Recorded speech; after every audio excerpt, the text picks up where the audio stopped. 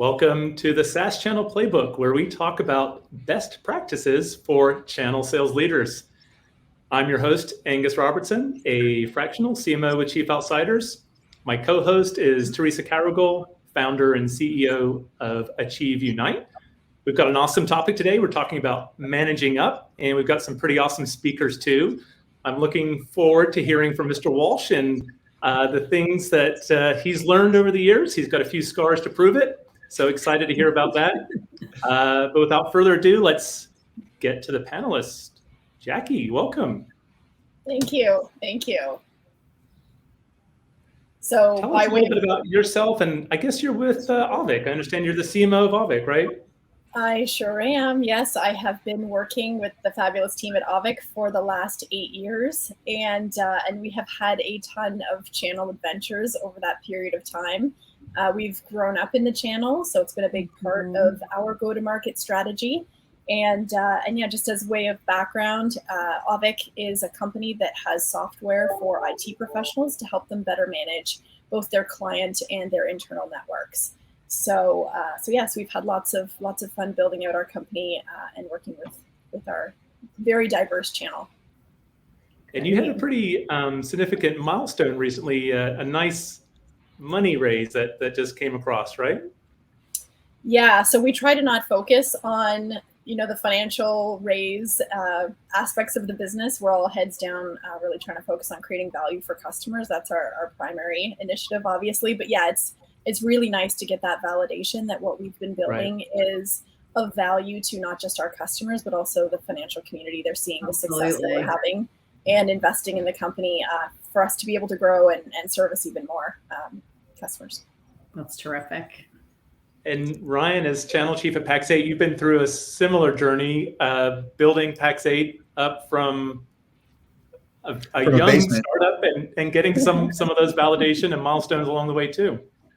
Yeah, no, I appreciate that, Angus. And I was thinking about it in the spirit of Pax8. We, first of all, my name's Ryan Walsh, and I'm with Pax8, which is a born in the cloud distributor. And what's near and dear to me about your setup was you talked about scar tissue. And so in keeping with the Pax8 tradition, we do share a weird or interesting or unknown fact.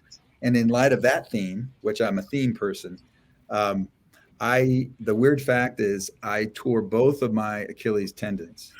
So I do have scar tissue that if I were at a show with any partner or any vendor, I would show you, if you asked, my two Achilles scars, which I highly recommend you don't do that. Anybody who likes to be active, or let's just say walk, you don't want to do that.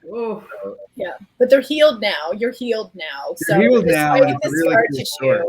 You're stronger now as a result, right, Ryan? It's true. You're a big snowboarder, right? You like snow skiing, but you love snowboarding. That's right. This is true. And I didn't do it snowboarding. I actually did it playing basketball, the first one, which is my left. And then I played racquetball and did that on my right. And my surgeon did tell me that 4% of the time for somebody who tears one, they tear the other.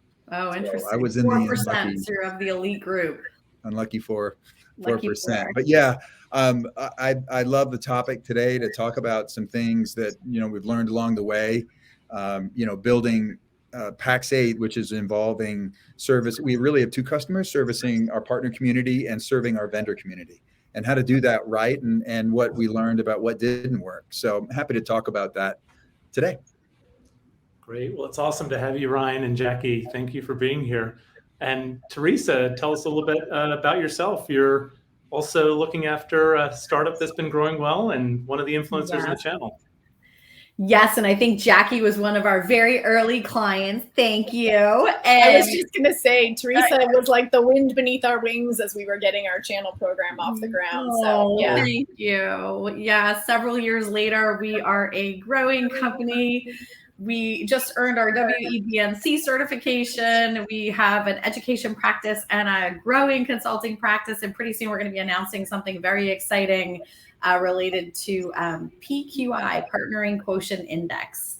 And so we've learned what the traits are that make people who partner successful, statistically validated by Arizona State and Notre Dame. So I'm really excited about that too. I think Ryan and I both just wrote that down. PQI. I did. Big circle. Talk to Teresa Just about taking a note here with PQI. my remarkable pen. I went PQI.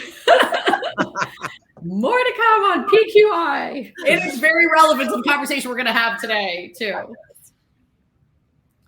Well, can't wait to dive in. And Jackie, I've really enjoyed being able to learn from you and work with you in the channel. You really know your stuff when it comes to marketing. I'm passionate when it comes to marketing. So I've really enjoyed being part of some of the AVIC activities. And I think across industries, some of the things you've done when it comes to ecosystems are truly phenomenal. And you really established AVIC as a powerful brand within the channel. I know AVIC also focuses on the enterprise side as well. But when you look at channel, I think you think of it as a little bit broader. Based on your experience, how do you see channel and what are you thinking about as it relates to channel these days? Yeah, so I will say this was one of the big learnings for us over the course of the company's development, and that as Angus and I sit together on the Business Applications Advisory Committee for CompTIA, and Ryan and I sat on the CDAC board together as part of CompTIA. And one of the things that is absolutely lovely about the channel is it's a real community, right? Mm-hmm. And everybody helps everybody, and everybody learns from everybody. And I remember there was one meeting, and I can't remember, Ryan, if you were there or not, but one of the key takeaways that I really took away from participating on that council was something that Nate Olson said in one of the meetings. And that is, what is your definition of channel, right? You think about who your target audience is, right? Who are you trying to sell to? And they're kind of the nucleus of the programming. And then you think about all of the different partners around that target audience or that target person, and who influences them, where do they like to buy, how do they make their purchase decisions, right? And you think about all of those areas of influence, and from a company vendor perspective, thinking about how you can integrate into their purchasing cycle, or where they're at, or who they're influenced by. And if you think about channel from a broader perspective versus just this is the person that is going to sell my product to my customer, the channel ecosystem becomes so much bigger and broader, and a much bigger part of the company's success, right? So it's really like meet your customers where they're at. If they buy through this vendor specifically, make sure you have a strong relationship with that vendor, because otherwise you're not going to get anywhere, right? So that it sounds so obvious, Jackie, but you know what? That was a light bulb moment for me as well. It's like, of course, you want to, where your customers like to buy and enjoy buying and have a good experience, you want to be there, right? So we narrowly define channel too often, right? We say, these are the 3 different types of channel vendors that we can partner with, and therefore we need to build relationships with those channel vendors, but it's not necessarily the only paths to market, right? Yeah. Well, speaking of awesome channels, Ryan, how many vendors are supported by Pax8 now, roughly? Yeah, we're over 50 vendors now, wow. Which is near and dear to me, because Pax8, unlike a traditional distributor, is selective, right? So we don't just say, come in and we'll put you on the line card. We're very mindful of how do we support a vendor across the buying journey, right? So unlike days of old when you sold it and you were done with software, we're cloud-based product, SaaS infrastructure, it's not like that, right? It's in fact, in some respects, when you get the order, the work is just beginning. You have to deliver that, provision it, you have to make sure that the billing is accurate and it's connected in with other things. So I think, relative to what Jackie was saying and our conversation earlier, that picture is a lot bigger these days. So I respect it. In fact, I was thinking of a story when Jackie was talking. I was at that session, Jackie, and there was another session that, in light of what you're saying about the definition of the channel, that really rang true at CompTIA, which is, for those who don't know, it's one of the largest and oldest IT associations in the world, we invited a newer vendor there. And we were, I don't know, Jack, if you were at this session, but we were pretty proud of ourselves. The CDAC was a Channel Development Advisory Committee, and that comprised of vendors, partners, and distributors. So this guest was coming, and we really thought we were going to bestow this knowledge upon this person and tell you why the channel was great. And so we're just getting ready to be smart.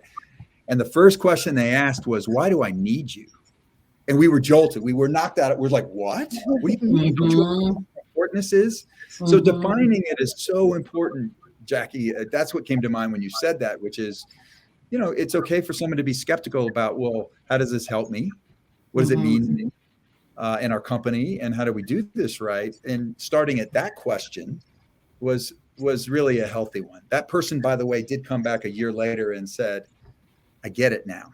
Because what they were thinking of, and I deal with a fair amount of this, is a blend between vendors that have strong brand, maybe they're serving the enterprise and want to come into the markets that channel serve, you know, primarily, not exclusively, a small and medium-sized business market, which is massive, but very difficult to embrace when you think about opportunity cost. And then you've got new startup vendors, and that's what this person represented, was sort of the newer vendors. And their first thought was not, I'm going after the channel. Their first thought was, well, customers buy directly from me, right? It's easy, and they'll just do that. Why do I need the intermediary? And of course, you know, Pax8 fits in that category as well as partners. So we had to be really very thoughtful about, well, why do you need that? And what does it mean to be successful with one or the other? And, you know, that's near and dear to me, because the other thing behind that, because I was also like Jackie, I was on the vendor side of things with a company called MX Logic before they got bought by McAfee. And we were just cloud, you know, we sold a cloud-based email security solution. And so trying to understand whether we got into the channel and how we would do it was really something that was top of our mind. We weren't sure, and then we needed to better understand that. And so I'm seeing a big difference between how do you handle like a distributor in this world, in this landscape, the difference between an enterprise brand that's recognizable and one that's not, you know. So if you're a newer vendor, you still can be successful here. And that's the good news. I think the conversation will really enlighten that from more than one perspective. And what's central to that question, or answer to that question, is when you have a strategy, having it be very, very focused on embracing the channel, not as an afterthought, but as a core part of your go-to-market, not less than a direct route. And that can be, you know, if you have a partner that's really focused on that go-to-market delivery, like Pax8 is, that can answer the question on how do I go to market.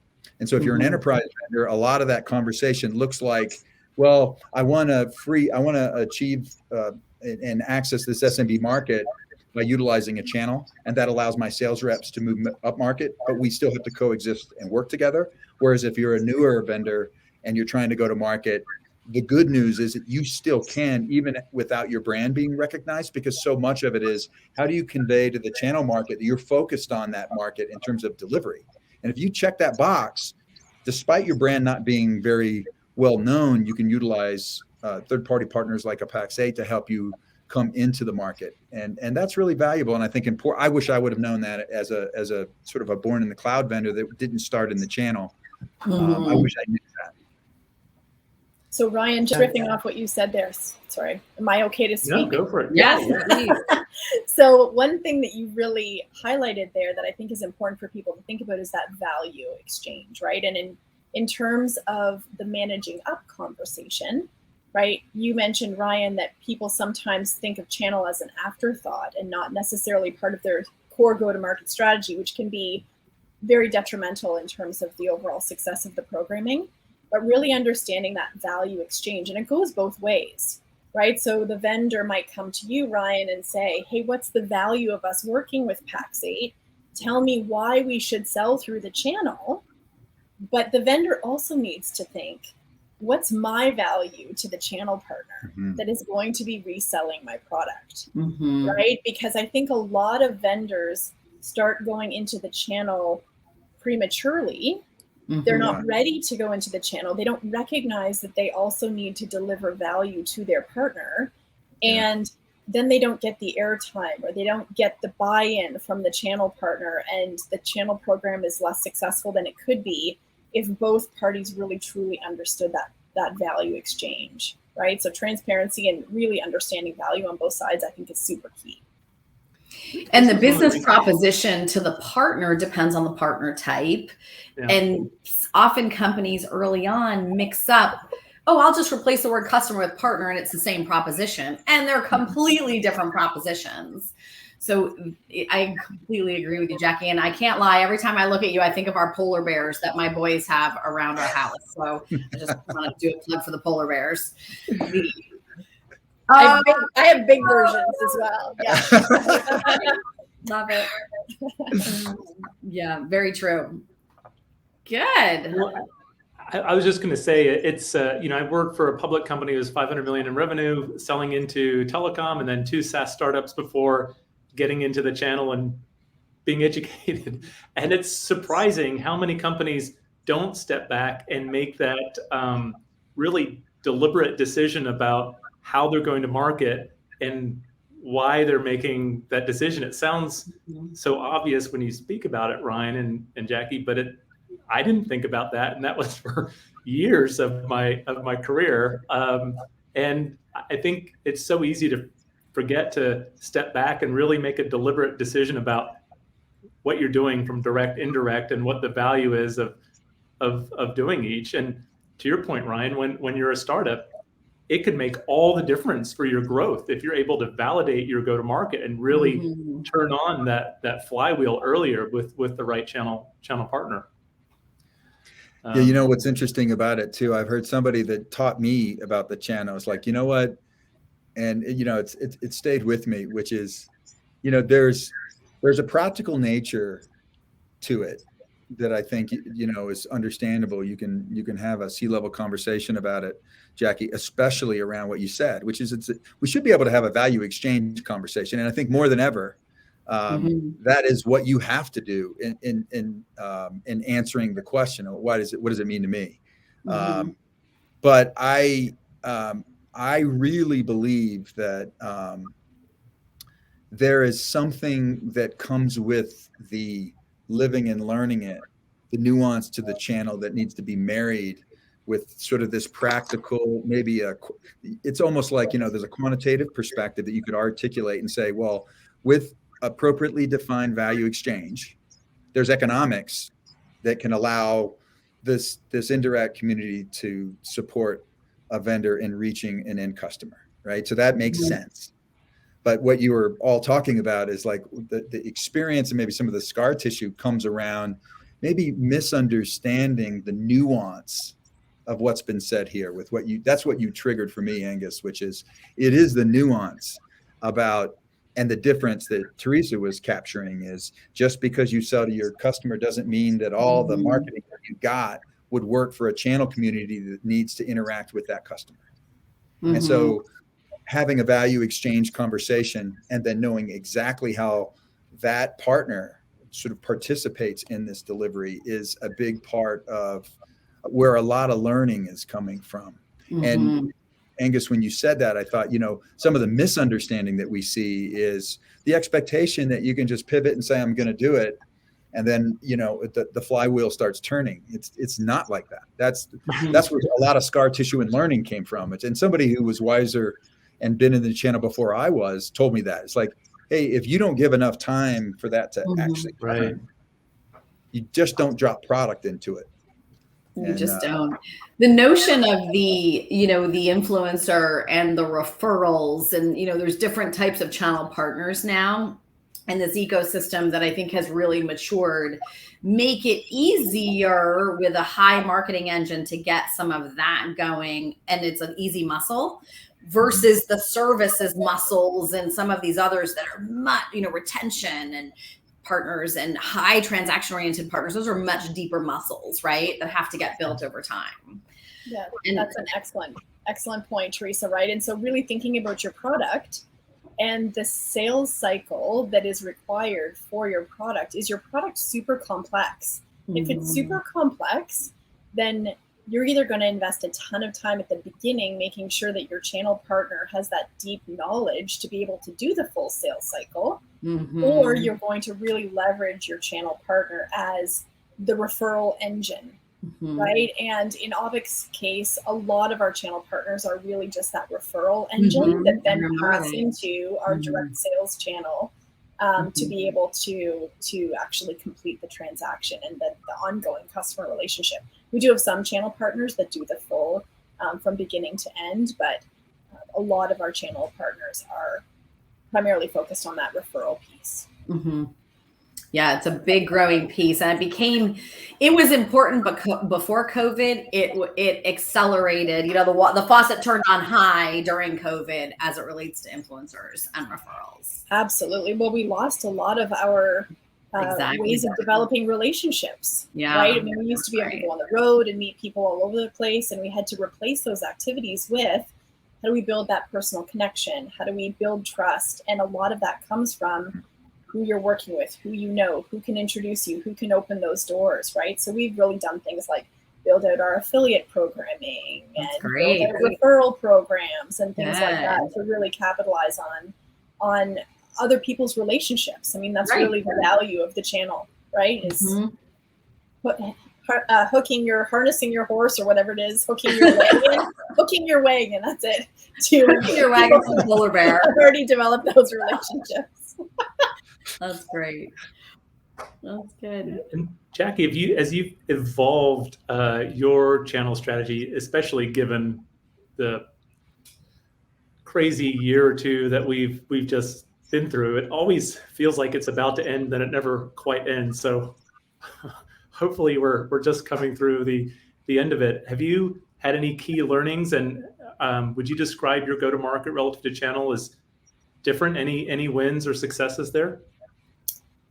So yeah, I mean, it's continuously evolving, right? And really what we're trying to do is truly understand our customer and our partner, right? So we sell to the channel. We also sell to end customers. And so really just trying to understand them as best we can and how their purchasing processes are changing, right? So if you look at how people bought 5 years ago, it was a heavy personal sales interaction. You look at the sales cycle today, and a lot of people just want to buy things online by themselves. They don't really want to talk to anybody.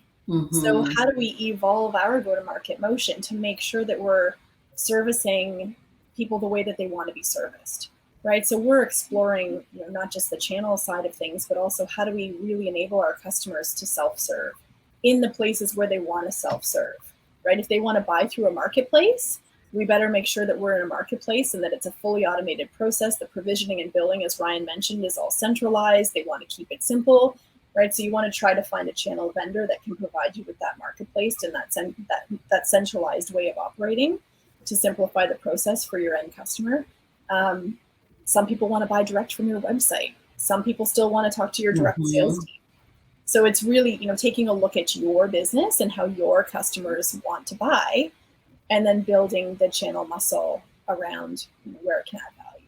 Well, and I love that example because it's like the omni-channel, right? I give you options wherever you want to show up. And of course you want to show up around PAX 8. So that's the dominant option. But yeah, I think that's fantastic. Very true. Yeah. Well, PAX 8 is super progressive. I agree with you. They've built a really Ryan Walsh, but other than that, they're very progressive. I mean, you might have been the founder or something. Yeah, but from a channel partner perspective, you are doing a great job, Ryan. Right? You guys are in the arena. You are having conversations with vendors all the time. You are building a model that works for the reality of today's market. Right? This is not meant to be a promotion for PAX 8, but no, I appreciate I will say you listen to the market, you listen to the customers, and you respond, right? And I think that is something that from a vendor perspective is incredibly valuable because things are changing so quickly. And we need to be working with nimble companies. I think you're PAX 8 too, Ryan. I'm watching you. I think you guys are really anticipating change and getting it. In some ways, you're bringing things that are up here in, which I have not historically seen distribution do, And I think it's fantastic. And I would just encourage you to keep going in that arena. The anticipation of what's coming. Well, I'm honored to hear what you're saying, and I really do appreciate it, because I especially what you just said, Teresa. The reason, the one I think what drives us that way is we're checking to see, what's changing, and how things are evolving, and I think that's why we get real humble but hungry about, well, where does it go next? So like this conversation, we certainly had it in the early days about why the channel is valuable. And so we knew that a ton of dollars flowing through that. So if I'm a vendor, to recognize that, I think I saw this from Forrester, in the tech industry, about 2.26 trillion, 64% of that spend is going indirect. So we look at that and we're like, oh, well, that's great for all of us talking about channel. But then that guidance and where things are going, it's evolving, and it's basically saying, you know what, it's not growing for everyone. If you're not having the value conversation that Jackie's talking about, you could get left behind if the value add is just it's a light resell, meaning you're not really doing that much other than directing somebody to go to a marketplace. And just, right. And especially with, I think, with what you said, Jackie, that what we're recognizing, another driver as to why we're looking forward, is if 68% of a buyer journey, a discovery, is happening without speaking with anybody, and we know that customers don't want to talk to anybody when they want to buy something, you have to re-ask yourself the question is like, will the channel be relevant? Is it going to be disintermediated by these forces? Right. Our view about that is that the channel it remains relevant because of the guidance that is being provided to SMB customers who may not have the resources to bring in-house. So going to a managed service provider or an outsourced IT provider makes sense from a business perspective. But now staying in front, what does it mean? Like, so for Pax8, we built a marketplace that a partner can use. Well, we're now talking about ecosystems. Nobody would really understand that or wanted to talk about it a few years ago, but now marketplaces and ecosystems, it's on top of a lot of minds. And so if you're a vendor or you're a partner, you kind of have to look at that and say, what does this mean for me in terms of how do I support a customer who may not want to talk to me? Well, an answer to that, at least from our perspective, is build a marketplace that can evolve, that can support self-service while allowing this channel to still add value, right? That's what does critical, that mean, critical. Yeah. So it's there, these things connect for us because we have to ask the question that many do, and vendors coming in like, hey, will it remain relevant that an indirect channel will be there? Will these forces of no talk, do my own investigation turn into a disintermediated channel? We don't believe that it does. What we believe it puts pressure on is, how does your value add evolve in light of that? Yeah. So here's the key question. How does your customer learn about new products, right? Do they Google? Or do they talk to people that they trust? Right. And I think for our market, they talk to people that they trust. They call a friend. Exactly right. They go to a distributor who's knowledgeable about the space. They read customer reviews, other customer reviews, right? And you're seeing people move away from the traditional analyst model to talking to their friends and the people that they trust as a way of cutting through the noise, right? Google gives you a lot of information, but how do you sift and sort through that? You sift and sort through talking to people that you trust, Absolutely. Right? And that is the value of the channel. Yes. Good. Well, Angus, we might need to do a part 2 with these amazing people. I know we can't continue the conversation today, but it sounds like there's more for us to chat about. Yeah, some awesome discussion points and insights there on the future of buying and the future of channels. So that was great to dive into that and explore that a little bit.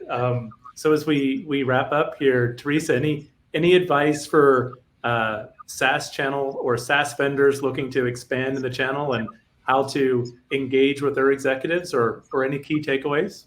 Yeah, I'd say my one takeaway, and I think this warrants another conversation, is the whole direct indirect model, because it's getting harder to manage that. And it's really, really important to get that right. So I feel like that's probably something we need to take on the next SaaS channel playbook topic. So I took down a bunch of takeaways from both you, Jackie, and Ryan, about the meet customers where they are, understand that value exchange. If you're going to make that deliberate decision to go through the channel, make sure you commit and have some consistency over time. Understand the type of business model you have and the sales cycle that you have. Understand some of the things that are happening in the market, that mindset shift. We saw a shift in mindset when we got used to the Apple and Facebook experiences. There's been another one, right? More telemedicine, more groceries getting delivered at your doorstep. So how does that affect us? And just the conversation about marketplaces as well. So Jackie and Ryan, since we talked a little bit about the future, any predictions or key takeaways you want to leave our audience and our channel leaders with that you think they should be thinking about? Yeah, I think on my list is two things. One, and I think the first one, I would absolutely want to do a part two. This is a part of the things that I wish I knew things that hurt because I didn't know it, was don't underestimate the power of the trust building. I think there's a misunderstanding that is, okay, I commit to it. I have all the economic validation to do this, but the power of trust building really flows through understanding the channel partner's business, and it doesn't come lightly. Their reputation is the last. Ryan Walsh. So if you don't appreciate that, your expectation about how fast this flywheel turns and how much your revenue happens, I spend a lot of time reorienting expectations to say, don't dismiss that power and let it, feed it appropriately. And then the flywheel will turn. The second part of it, Angus, is that, the future to me is absolutely flowing through marketplaces and ecosystems. Yeah. And so if you're thinking about selling a product that's, siloed one thing, do you want to buy this because I sell it? You're going to miss the future opportunity. It's not about that anymore. It's about solution building, certainly as you're looking at a channel, and how does your product fit within that broader landscape of the products that are being sold with other things and the other business applications that connect into the partner's use and delivery of those products. You've got to have a bigger view about that, more than you have ever. I don't think it was always that way, but it is absolutely where the puck's going. Absolutely that way now. Got it. Bye all. Angus, you got to get Jackie's takeaway. So I'll jump off, but hopefully you can still get her takeaway. Yeah, Jackie. Close us out, Jackie. So my big takeaway is just the value exchange, right? Just make sure that you're delivering more value than you're asking of your partner that you're working with, your channel partners, your customers. I think if you get that value exchange right, it can go a long way in terms of building your business. Well, thank you, Jackie, Ryan. This is a lot of fun. I love it when my gears start whirring. So that certainly happened here. But thanks again, and hold on a sec, and we'll continue the conversation. Thanks everybody for attending, and we look forward to seeing you on the next one.